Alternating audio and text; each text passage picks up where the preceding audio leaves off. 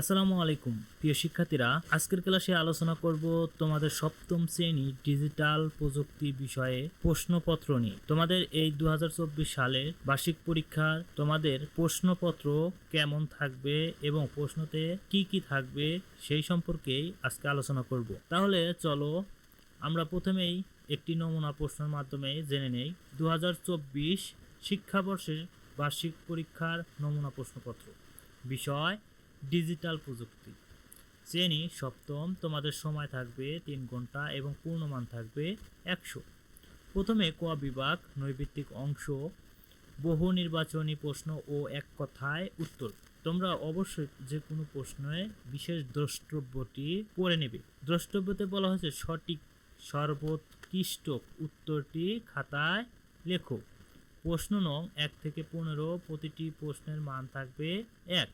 তাহলে চলো আমরা নৈর্ব্যক্তিকগুলো কিভাবে খাতায় লিখতে হবে তা আমরা দেখে নিই। প্রথমে নৈর্ব্যক্তিক প্রশ্নতে বলা হয়েছে মেধা, মনন, বুদ্ধি ও সৃজনশীলতা ব্যবহার করে কোনো কিছু তৈরি করাকে কি ধরনের সম্পদ বলে। এখানে ক থেকে ঘ পর্যন্ত 4টি অপশন দেওয়া আছে। এখানে সঠিক উত্তরটি আমাদের খাতায় লিখতে হবে। যেমন এখানে সঠিক উত্তরটি হচ্ছে গ, বুদ্ধিভিত্তিক সম্পদ। 2 নম্বর প্রশ্নতে বলা হয়েছে বুদ্ধিভিত্তিক সম্পদকে অন্য একটি বুদ্ধিভিত্তিক সম্পদ থেকে কিভাবে পৃথক করা যায়।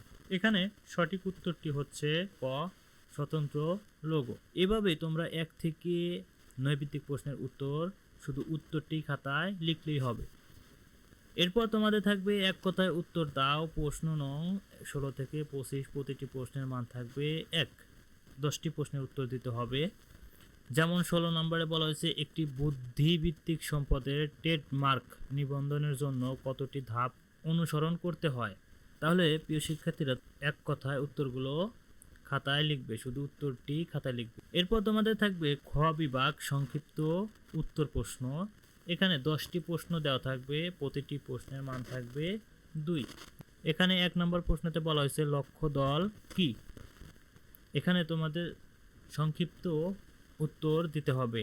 এরপর থাকবে তোমাদের গ বিভাগে রচনামূলক প্রশ্ন, প্রেক্ষাপটবিহীন। এখানে 5টি প্রশ্ন দেওয়া থাকবে, 3টি প্রশ্নের উত্তর দিতে হবে। নিম্নে 3টি প্রশ্নের নমুনা প্রশ্ন দেওয়া হলো। যেমন 1 নম্বর প্রশ্নেতে বলা হয়েছে বুদ্ধিভিত্তিক সম্পদের বাণিজ্যিক ব্যবহারের উপযোগী করার ধাপগুলো আলোচনা করো। তাহলে প্রিয় শিক্ষার্থীরা তোমাদের এখানে 5টি প্রশ্ন দেওয়া থাকবে। তোমাদের সুবিধার্থে বা তোমরা যে কোনো 3টি প্রশ্নের উত্তর লিখলেই হবে। এরপর তোমাদের থাকবে গ বিভাগ, প্রেক্ষাপট নির্ভর রচনামূলক প্রশ্ন। এখানে 7টি প্রশ্ন থেকে তোমাদের 5টি প্রশ্ন দিতে হবে। নিম্নে 5টি প্রশ্ন দেওয়া হলো। এখানে প্রতিটি প্রশ্নের মান থাকবে 8। 1 নম্বর প্রশ্নতে যেমন এখানে একটি অনুচ্ছেদ দেওয়া হয়েছে বা উদ্দীপক দেওয়া হয়েছে, এখান থেকে আবার ক এবং খ 2টি প্রশ্নে রূপান্তরিত করা হয়েছে। যেমন ক, রিফ্রেশ কোন ধরনের সম্পদ, পাঠ্য বইয়ের আলোকে ব্যাখ্যা করো। এখানে তোমাদের ক নম্বর প্রশ্নটির উত্তর দিতে পারলে তোমরা পাবে 3।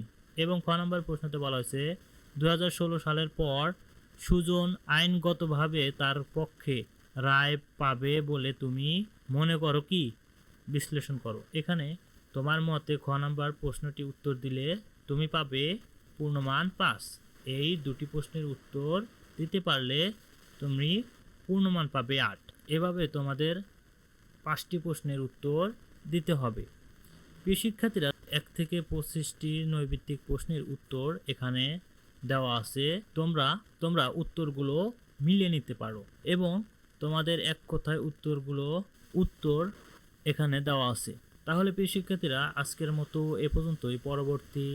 পরবর্তী বিষয় নমুনা প্রশ্ন দেখার আমন্ত্রণ জানিয়ে এখানেই শেষ করছি। তোমরা সবাই ভালো থেকো।